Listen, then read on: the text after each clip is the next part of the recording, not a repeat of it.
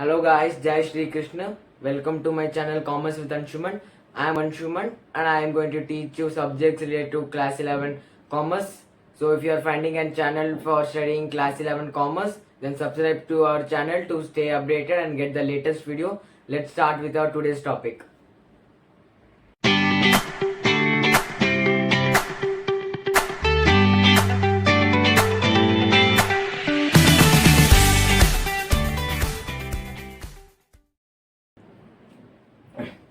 So today we are going to study Business Studies Chapter 2, Forms of Business Organizations. So in this chapter you are going to study the various forms of how a business can be started or it can be expanded. There are a lot of kind of business organizations in which you may know some and you may not know some. The first organization which we are going to study now is sole proprietorship. The other forms are joint in the family business, joint stock company, cooperative houses, partnership, and etc. Right now we will see the features of this sole proprietorship. First, what is the meaning of sole proprietorship? Sole proprietorship means that this business or organization is owned, governed, and run and managed by only a single person. Only a single person is the owner of this kind of business. So the first feature of sole proprietorship is the formation and closure. There are no specific government laws, acts, or rules through which a person can form a sole proprietorship. There are no special laws for sole proprietorship, so there are no legal formalities for opening a sole proprietor business. In some cases there might be legal formalities, but in most of the cases sole proprietor don't have to fill any legal formality for the opening of their business, and if they are not fulfilled with their business and not happy, they can close their business without any formalities and very easily. This is a feature of sole proprietor, that they can form and close their business very easily without any problem. The second point of the features are liability. The liability of the owners of sole proprietor are unlimited. They are unlimitedly liable to the business because they are not different from the business. If the debts they have, or they are the total amount of money that they are liable is more than the total assets of their business, they have to take money from their personal property to pay the debts, as they and the business are one and they are not different. So they have to pay their debts even through their personal pockets, and they are unlimited liable as they are the only owner of the business. The third feature is sole risk bearer and profit recipient. As you already know that this business consists of only one owner, it shows that there is only one person who will take all the risk and also take all the profit. Even if there's a risk, that person has to bear that risk all in his own, and if the risk or without any risk, if he gets any profit, then all that profit is a reward for his risk taking, or for him or her to take the business. Him or her is the only person who will be responsible for all the risk and who will get the reward of all the profit, as they are the only owner of that business. The fourth feature is the control. The owner has absolute control over the business. They are the only person who will run the business, as there will be no interference from anybody, as they are the only owner of the business. So there won't be any interference, and they can make decision as per their own will, because they have the full control in their business. The fifth feature is no separate entity. According to the law or the court of law, the person who is the owner of the business and the business, the owner and the business are no different persons, no different identity. They are one. According to the law, the person and the business are one. So no separate entity means that if the person is considered, it means they have been talking about the business, or if the business is being considered, they are being talking about the owner. So the owner is 100% responsible for all the activities which are happening in his business, as he and the business are no separate entity, they are one. And the last feature of sole proprietorship is the lack of business continuity. The lack of business continuity means as there is only one owner in the business, acts like death, illness, imprisonment, missing, and a lot of things which cause the absence of a human will lead to the closure of the company. As he or she is the only owner, there is not going to be any other person who will run the company or the business. Hence, there is a lack of business continuity if anything happens to the owner. So these are the 6 features of the sole proprietorship business. Let's go and see the merits and limitations of sole proprietorship.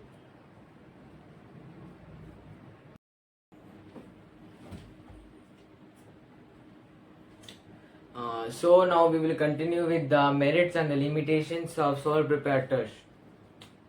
The merits of sole proprietorship is that quick decision making can be made. As you already know, the only owner of the business is one person, then he has absolute freedom and a right degree of freedom to make the correct choices. Hence, the decision could be made quickly, and if there is a rise in the market, capitalization can be done very quickly, and this is a very good merit for the sole proprietors. The next merit of sole proprietorship is confidentiality in information. As you already know, there is only one owner, hence all the vital information and all the operations of the business is known only by one. And also there are no such laws that the business has to be accountable or show its firm's accounts to the public. Hence there is a confidentiality in information. There is a direct incentive. The direct incentive is that all the profits which has been made in the business goes to one person, because his or her hard work pays off, as he or her is the only owner and can have all the profits by himself or herself, because he is the only owner of the business, and hence all the profit directly goes to him or her. It is a direct incentive towards them, and all the profit goes to them. The next merit is the sense of accomplishment. When you are working alone and you are the only person who has developed the business and brought it into a successful business, you have an own sense of accomplishment that you have done something in life, and hence it gives boosts your confidence, and you are much more confident about yourself and your business, and it enhances ability to stay focused in your business and gives you a sense of accomplishment in your life. The fourth merit is it is the ease of formation and closure. As you already learnt in the feature that formation and closure of sole proprietorship is easiest, because there are no certain laws, rules or acts for sole proprietors. So it is very easy for the formation of sole proprietors, and it is very easy for the closure of sole proprietors. These business can be formed and closed very easily.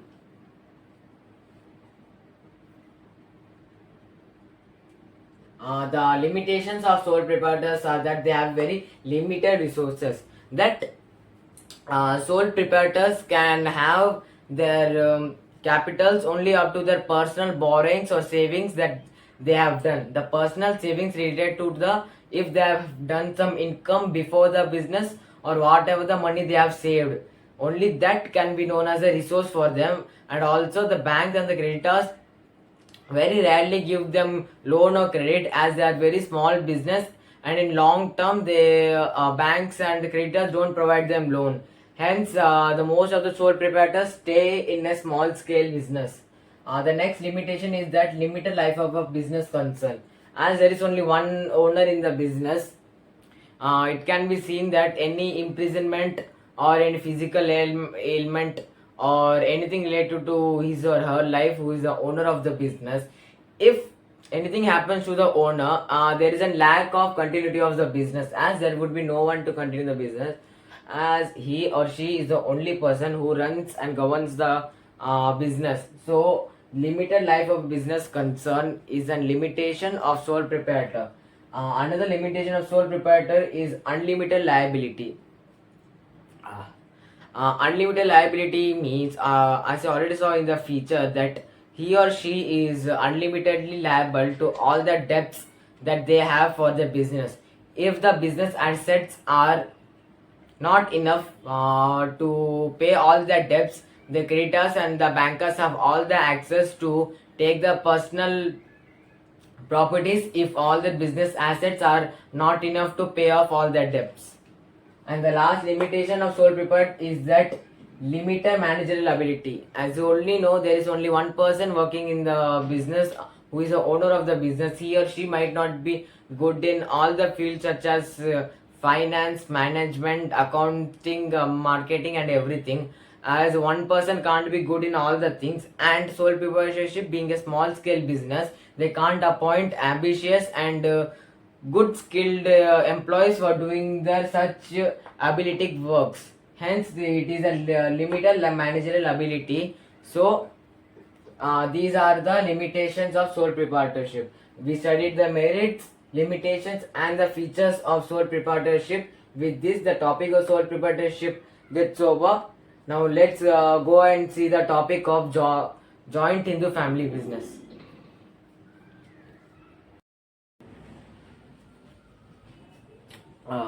Now we are going to see the joint Hindu family business. As you can you can know from the name that this business consists of a joint Hindu family where all the members of the family are the members of this business and they undertake this business. The features of the joint in the families are formation. The formation of the joint in the family can be done with all the members of the joint Hindu family, as all the members are all the members of the family are the members of the business. The business should have at least two members, and all the ancestral properties that they will inherit to use that as resource to start their business. And joint in the family business is ruled and governed by the Hindu Succession Act of 1956. The liability of the members of the joint in the family are that all the members have limited liability, but only the karta, who is the head of the business, has unlimited liability, as he is the head of the business and manages and takes decision of all the business. He has unlimited liability, and other partners or members of the family and business have limited liability. The overall total control of the business is with karta, as he runs and takes the important decisions and manages the business all by himself. And The most of the decisions are made by karta, as he has the ultimate power to make decisions in the business. Next, the continuity. There is no problem of continuity in this business, as after the death or any cause of missing of the karta, the next eldest member of the family becomes the karta. Hence, the continuity of the business can be done very easily. The next point is minor members. The minor members are that the members of the business are constituted by birth in the undivided Hindu family. As a new member gets birth in the family, he automatically becomes a member of the business. The merits of joint in the family are effective control. As you already know, all the power to make the decisions and to manage the business has with the karta. There is effective control, and as he only has the power to make decisions, there will be less conflicts, as only he can make the decision for the business, and hence quick decision can be made. Next is the continued business existence. As you seen in the features that there is a continuity in the business, because after the death or any other kind of illness to the karta, the next eldest member of the family becomes the host or the karta of the family who manages the business. The next point is limited liability of members. As the point you've seen in the features, that all the other members have limited liability only to the up to the extent of the property parcener that they have, the amount of property or the amount of they have invested in the business, only that amount of liability is given to them. But the karta has always unlimited liability and has to repay the money if the assets of the family business is not enough. The karta has to pay it from his own pocket. The next point of the merits is increased loyalty and cooperation. As you already know, that this is an Hindu family business. Everybody in this business are from the same family. As everybody being the members of the same family, there is more loyalty and more cooperation in this business because everybody belongs to the same family. The growth of the business gives to the growth of the pride of the family. Hence, everybody has loyalty and cooperation with each other. Uh, Hence, there is increased loyalty and cooperation in the business. There are some limitations of joint Hindu family as well. They are that it has limited resources. Their capital and resources are only up to the level of ancestral properties that they have. The amount of ancestral properties or the value of the ancestral properties that they have is the ultimate resource for them for the business. Hence, they have limited resources. The next limitation is unlimited liability of Karta. As you already saw from the features and merits that the Karta has unlimited liability. He or she must be liable unlimitedly. Other members have the liability according to the share of the business that they consist of. But Karta has to repay the debt or even from his personal pocket if the business assets or family assets from the ancestral properties are not enough to pay off the debts. The next limitation of the family business is the dominance of Karta. As you already know that there is a dominance of Karta has all the power to manage the business, run the business and take all the decisions of the business lies with the Karta. You can understand that there has a lot of generation in the family.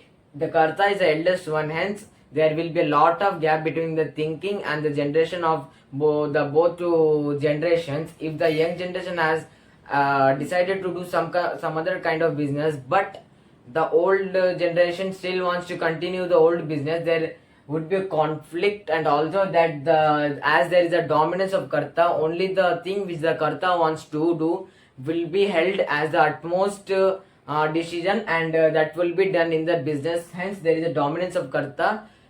So the decisions or the opinions of others would not matter.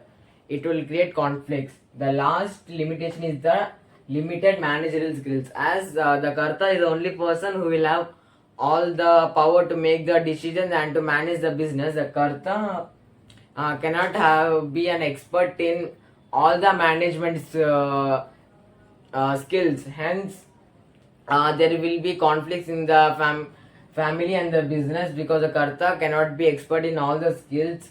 So the business can go into losses or inadequate profit due to the Karta's limited managerial skills. So these are the features, merits and limitations of joint Hindu family business. After this, let's see the partnership form of business organization.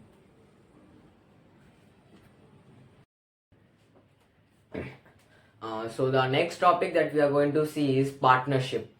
In partnership, we will see the features, merits and the limitations of partnerships. So let's first go on to the features of partnership. The first feature of partnership is formation. The formation of partnership firm is done through the Indian Partnership Act of 1932, in which two people come together, through which they sign an agreement between them, where they have their mutual consents about the share of profit and losses, the terms and condition of how to run the business, and other important things of the business which will be written in the agreement, through which they will act and run the business within them. The formation is done by the Indian Partnership Act of 1932, and registration legally is not a compulsion, but if they want, they can do a registration of their partnership firm. The next feature is liability. It is the partners of the partnership firm are unlimitedly liable for the debts. They are liable from their personal assets if the business assets are insufficient to repay the debts. the partners can repay the debts up to the certain limit of the amount of share or the amount of share they have of the company. If someone has a 10% share of the company, they only need to pay the 10% share, or only need to pay the 10% debt of the company. If all the partners together, if there are partners, if there are 5 partners, if 4 partners together cannot pay the debts altogether, the last fifth partner should pay an extra debt more than his share, but later can recover from the debts by taking small amounts from the partners, which would have paid less from the share of the debt. And the next feature is risk bearing. All the partners um, bear risk up to the extent of the amount they have shared. It is that the loss which has incurred in the business would affect only up to the extent of the share they have of the business. And also the risk possibility can be reduced by that risk is uh, the risk is shared among all, through which the stress and burden of the risk gets reduced, and everybody now has less stress and less burden. And if the risk gives a profit as a reward, then the risk through which the profit has come would be shared among everyone up to the extent of the share. The next is decision making and control. The decision making and control are done by the consent of all the partners, through which all the partners see the area of their expertise. As there are many partners, each partner can see their area of expertise, through which they can give the best ideas or the plans to decide and control and run the business. Hence, one person cannot do all the activities. All the partners see their area of expertise and have the mutual consent among themselves and give the best decision and the control of the business. The continuity of the business is that if one person has a death or any illness through which the partnership firm can be closed, the rest of the partners can simply make a new agreement and continue the business. The number of partners, there should be at least a minimum of 2 partners in the business, and according to the section 464 of the Companies Act 2013, there can be a number of 100 to maximum 100 partners in the business. But according to the rule 10 of the miscellaneous rules of Companies Act in 2014, now there can only be a maximum of 50 partners in the business. There should be a mutual agent. The mutual agency is that if a partner is an agent as well as a principal. As an agent, the act of the partner is a representative of all other partners. And take it that if one partner does any good thing through which a profit arises, with that result, all other partners are also bound to that. If that partner does something good with his or her skill, then the good fortune will even go to the other partners as well. And if the through the acts of the one partner who is a representative of other partners, that thing will also be bound to other partners, that bad fortune will also go to the other partners, because here that one partner is an agent and his acts are bounded to other partners. And partners are also principals, as that the good or bad act of other partners will also affect them. Okay. Next, the merits of partnerships is that ease of formation and closure. It is very easy to form and close a partnership firm, as there is only agreement between the partners, and the legal agreements are not compulsory. But most of the partnership firms agree to have a legal registration of their firms, and the closure of the partnership firm is also very easy. The next merit is the balanced decision making. As you already know, one person cannot undertake all the activities. Hence, all the partners see their area of expertise and take their ideas and plans to the very next level, which will be profitable and rewarding to the business. Hence, by making decision of the areas of expertise and also having the concept of other partners, they have better decision making and control of the business. More funds. The partnership will have more funds than a sole proprietor, as there are more partners and more of the partners can provide more funds and more capital to the business. Hence, there are more funds through which the business can be expanded more than a sole proprietor, and also in a little bit larger scale than a sole proprietor. Secrecy. And partnership firm is not bound to give their annual reports and other financial forms to the public, as there are no rules through which they have to compulsorily give the reports to the public. Hence, there is a and there is a confidentiality in the business. Next, the limitations of partnership is that unlimited liability. Here, all the partners are unlimitedly liable to the extent of the share they have of the business. But if other partners are not able to repay the debts even from the personal asset, if there is a partner who has much more personal wealth, he has to pay the rest of the amount of the debt. Also, he can get the amount back from his partners through small or whatever they have, they can give that partner again. But that personally more wealthy partner must give all his personal assets to repay the debt of the business, and it is not certain that whether his partners will repay the money to him or not. The second limitation is the limited resources. Even though it is said that there could be as number of 50 partners, it can still be a less amount if all the 50 partners don't have a big amount of resource, such that and a partnership firm can only be extended only up to a certain limit and not more than that. The third limitation is possibility of conflicts, as there are a lot of partners. Each partner has an own opinion or own idea of running the business and other decision making thoughts from them. Hence, there can be a possibility of conflicts within themselves due to the difference of ideas and opinions in the formation, running, and management of business. The lack of continuity. That if one partner is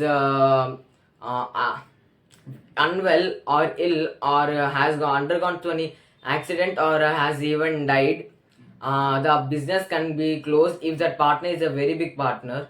But here the relief is that the other partners can make a new agreement and still run the business. But the death of even one partner can be very hazardous for the whole business. And the last limitation is the lack of public confidence, as the partnership firms are not compulsory to give their reports and financial forms and the results of their business throughout the year and the turnover. All those reports are not necessarily compulsory to give it to the public. There is a lack of public confidence, that the public doesn't have any information about that business, and they are very unsure whether they have to invest in that business or not. So these are the features, merits, and limitations of partnership. Next, we will see the different type of partners.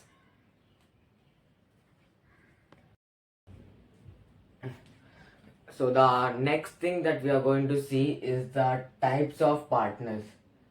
There are 6 types of partners, and we are going to see them all. The first one is the common partner that you all will know, that is active partner. The active partner is the one who contributes capital, takes participate in the management, shares the profits and losses, and is unlimitedly liable to the debts of the business. So the first one, the active partner, is the most common one which everybody knows.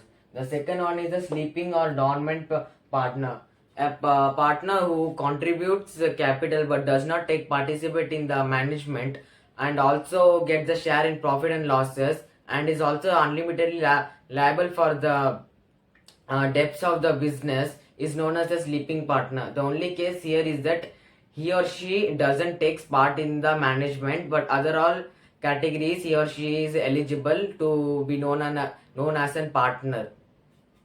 The next one is the secret partner. Here in the secret partner, everything else is the same as the active partner. The only thing is that he or she secretly takes participate in the management. When a person who is a partner in the film but doesn't want the third parties or others to know that he or she is a partner in that film and secretly takes participate in that management of the business or the partnership film, he is known as a secret partner. He contributes capital, secretly takes participate in the management, shares profit and losses, and is unlimited liable to the debts of the business. The next one is a nominal partner. A nominal partner is that one who doesn't contribute capital, um, doesn't participate in the management, but allows his or her name to be taken by the partnership firm or the business, so that they can showcase that person as a partner to the third parties. He or she allows the partnership firm or the business to take his name to be known as a partner of their business, but in real they don't contribute capital, they don't take participate in the management, they generally don't share their profit and losses. It might vary in some cases, and they are unlimited liable if any debts are to be given to the third parties, as according to the third parties even they are a partner in the business. The next one is a partner by estoppel. A partner by estoppel is the one that he or she or any person through his or her initiative, code of conduct or behavior or anything by themselves, if they showcase or represent themselves as a partner of the film, even though they are not a partner of the film, they are recognized as a partner. Take an example. If there are two girls, Rani and Seema, if Seema works in Simplex Solutions and takes Rani with her in a business meeting, she wants her to help her in that meeting. So if Rani helps her in the meeting, but through the negotiations, if the debts of the business get increased, then even Rani is subject to pay the debt. As for the third parties, she is also a partner, and through her negotiations, only the debts have been increased. Hence, without being a partner, also Rani have to pay the debts as a partner, because here she is a partner by estoppel, because through her behavior or initiative, she went with a friend as a representative of the company, through which the third parties thought that even she is a partner. Hence, the partner by estoppel doesn't contribute capital, and sometimes or mostly doesn't participate in management, does not share profit, and is unlimited liable to the debts. And the last type of partner is the partner by holding out. In this, partner by holding out is a person who knowingly allows the firm to take his or her name as a partner, even though that company hasn't approached them to be a nominal partner. But if by mistake or something else, if the company takes that person's name as a partner, that person knowingly allows that company, partnership firm or business to take his or her name as a representative or a partner of the business.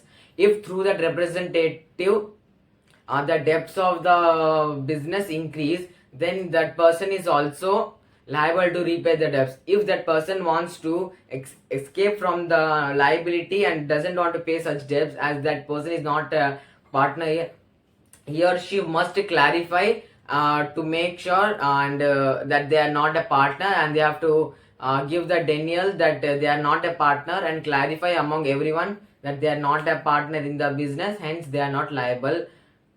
So in partner by holding out, they don't contribute capital, they don't participate in the management, they do not share the profit and losses, and they are unlimitedly liable to the debts of the business.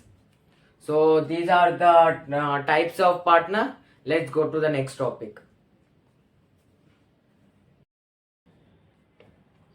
So the next topic that we are going to see is the types of partnership. The types of partnership, we will divide them into two parts, which will be the classification on the basis of duration and the classification on the basis of liability. So first, seeing the classification on the base of duration, the first one will be the partnership at will. In this partnership at will, both the partners exist as partners due to their own will.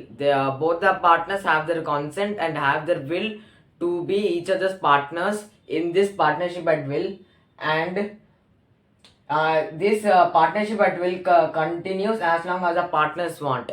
If one of the partner doesn't want to continue this partnership, this partnership can be discontinued, and it can also be terminated when that one partner who doesn't want to continue gives a notice of withdrawal from the partnership firm. So in this, at partnership at will, both the partners are known as partners because it's their own will to be partners of each other.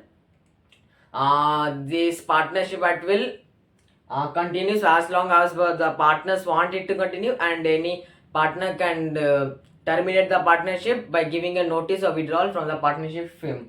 In the second one, particular partnership, you will see that in particular partnership, this partnership is formed only for a particular project.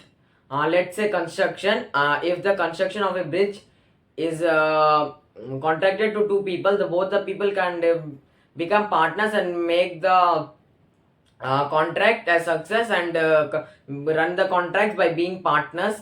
And it can also happen not only for any particular project or for a given period of time. So this particular partnership dissolves automatically when the purpose for which it was formed is fulfilled or when the time duration expires. So if that bridge or the construction of a building or anything, what was a contract for both the partners, if that specific or particular project is fulfilled or the given period of time for which they have to be partners that has been expired, this particular partnership gets dissolved automatically. In classification on the basis of liability, the first one is a general partnership. A general partnership can also be termed as an active partner, because the features in active partners and in general partnership are mostly the same, such as liability of partners is unlimited and joint. All the partners have unlimited liability and have joint liability. They participate in management. They have the right and freedom to enjoy the participation in the management of the films. The next one is that their acts are binding on each other as well as the film. As you already saw that partners are principals and agents, their act bind upon to others and others act bind upon to them. The next point is that existence of the film is affected by the death, lunacy, insolvency or retirement of the partners, which you can already understand, and it is a very easy point that a death of a partner or some other kind of issue with the partner can affect the partnership film as well. But as you already know, in partnership film it is not a thing to be worried about, because the rest of the partners can make a new agreement and restart the business. The second one in the classification on the basis of liability is limited partnership. In limited partnership, at least one partner has unlimited liability and the other partners have only limited liability. In this, a partnership doesn't get terminated with the death, lunacy, insolvency or retirement of the partners, because here the partners are only limited because they have only limited liabilities.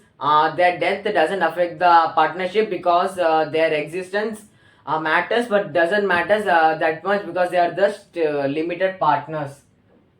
The next point is that they cannot participate in management because they have a very limited partnership in the partnership firm. They cannot participate in the management and enjoy the freedom to take decisions and make opinions because they don't have the right to participate in the management. The next one is that their acts don't bind on each other as well as the firm, because as you saw in general partnership that partners are agent and principals. Their act bind to others and others act bind to them, but here in limited partnership, as the partnership is only limited, others act doesn't bind the rest of the partners or some others or our act doesn't bind up to the other partners. So these are the topic of the types of partnership. on the classification on the basis of duration and the classification on the basis of liability. Let's see partnership deed in our next topic.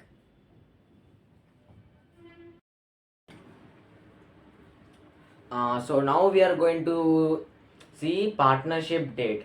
So we will now understand what is a partnership deed. A partnership deed can be known as an written agreement where all the terms, condition, and all the aspects concerning the partners would be written down in a piece of paper, so that in the near future there would be no disputes or improper management or any quarrel between the partners, because here in this partnership deed all the terms and conditions and the concerns of the partners are written down, and this agreement has to be followed by all the partners, because partnership is a voluntary organization where each one of the partnership firm is a partner and they work with each other in cooperation, and hence this cooperation should be done in a uniform manner and in a formal manner. For that, this partnership deed is brought up for all the partners that they have to follow. Let's say in a simple meaning that a partnership deed is a written agreement which specifies the terms and conditions that govern the partnership. Yeah, it is called the partnership deed. Very simple. This partnership deed can contain a lot of information or a lot of terms and conditions that the partners should follow. Let's see some of those aspects or those partnership, what kind of things the partnership deed generally contains. The first thing would be obviously the name of the firm. The second one, the nature of the business and the location of the business, such as if the nature of the business is growing cotton and exporting them, then the location of the business can be near Gujarat or cotton producing states. The next one of the day is the it can be the duration of business. As I said earlier, in particular partnership, this partnership can continue only up to the extent of the fulfillment of only a particular project. So like that, the duration of the business can vary 1 year or 2 year, or if the partners want, it can be a long term business between the partners. The next one will be investment made by each partner. How much investment would be made by each partner, because some partner could have more wealth and some can have less. Like that, the agreement can contain which partner will invest how much. Like that, the next point is the distribution of profits and losses that can vary among the partners. That this partner will take this much profit, this partner is liable to this much debts, and all those such things. The next point is the duties and obligations of the partners. The duties and obligations of the partners, such as this is a specific area in which they have to give their best, give their skills, give their abilities, and these are the obligations of partners that whether they like or not, this is their obligation towards the partnership firm, and that partner must fulfill that those obligations. The next one is the salaries and withdrawals of the partners. Partners can either have the share of profit or they can specifically maintain a salary, and there can be rules such as this will be the specific salary for a specific partner. This much amount can be withdrawal at a time by a single partner, and that withdrawal or the salary can vary from different partners according to their investment or their role in the partnership firm. Like that, let's see the eighth point, which contains the terms governing admission, retirement, and expulsion of a partner. There could be terms that under these terms only new admission can be made for a new partner. Under these terms and conditions only a partner can retire himself or herself from that partnership firm, or the expulsion of a partner can be made happen in the partnership firm. The next one is the interest on capital and interest on drawings. So these can be new things for you, and I will explain you that interest on capital, that just like an independent institution, how business and company can borrow money from them.